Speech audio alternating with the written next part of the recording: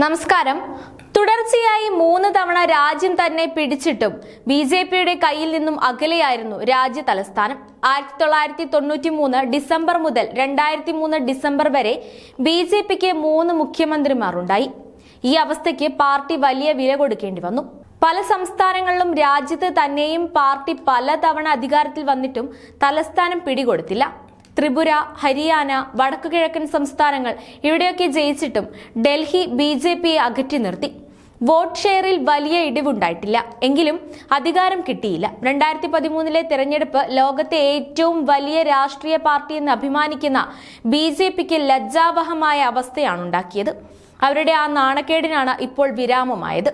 Vote ഷെയറിൽ വൻ കുതിപ്പോടെയാണ് 8 സീറ്റിൽ നിന്നും അധികാരത്തിലേക്ക് വരുന്നത്. അന്തരിച്ച സുഷമ സ്വരാജിന്റെ നേതൃത്വത്തിലായിരുന്നു ഡൽഹിയിലെ ബിജെപിയുടെ അവസാന സർക്കാർ. 1998 ഡിസംബർ 3 വരെ 52 ദിവസം മാത്രമായിരുന്നു സുഷമ സ്വരാജ് മുഖ്യമന്ത്രി പദവിയിലിരുന്നത്. 1998 ഡിസംബർ കോൺഗ്രസ് ഡൽഹിയിൽ അധികാരത്തിൽ തിരിച്ചെത്തി. 2013 ഡിസംബർ വരെ കോൺഗ്രസ് ഡൽഹി ഭരിച്ചു.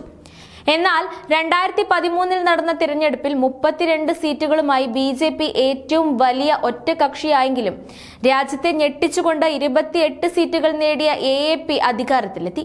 കോൺഗ്രസിന്റെ പിന്തുണയോടെ അരവിന്ദ് കെജ്രിവാൾ ഡൽഹിയുടെ മുഖ്യമന്ത്രിയായി. എന്നാൽ ആദ്യ ടീമിലെ AAP സർക്കാർ അധികനാൾ ആയുസുണ്ടായിരുന്നില്ല. 48 ദിവസത്തിനു ശേഷം AAP സർക്കാർ വീണു. കോൺഗ്രസ് പുറത്തുനിന്ന് പിന്തുണച്ചെങ്കിലും AAPക്ക് ഭൂരിപക്ഷം തെളിയിക്കാനായില്ല. എന്നാൽ 2015-2020 തെരഞ്ഞെടുപ്പുകളിൽ AAPക്ക് പൊതുജനങ്ങളിൽ നിന്ന് വമ്പിച്ച പിന്തുണ ലഭിച്ച് അധികാരത്തിലെത്തി. ആം ആദ്മി പാർട്ടിയുടെ പ്രതിച്ഛായ തകർത്ത ഘടകങ്ങളിൽ ഒന്നാണ് മദ്യകുംഭകോണം.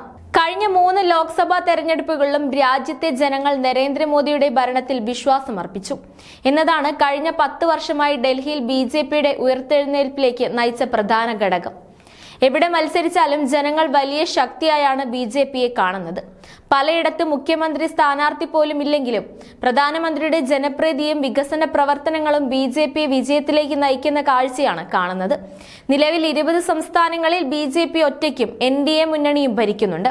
ഡൽഹിയിലെ വിജയം അതിലൊരു സംസ്ഥാനം കൂടി കൂട്ടിച്ചേർത്തിരിക്കുകയാണ്.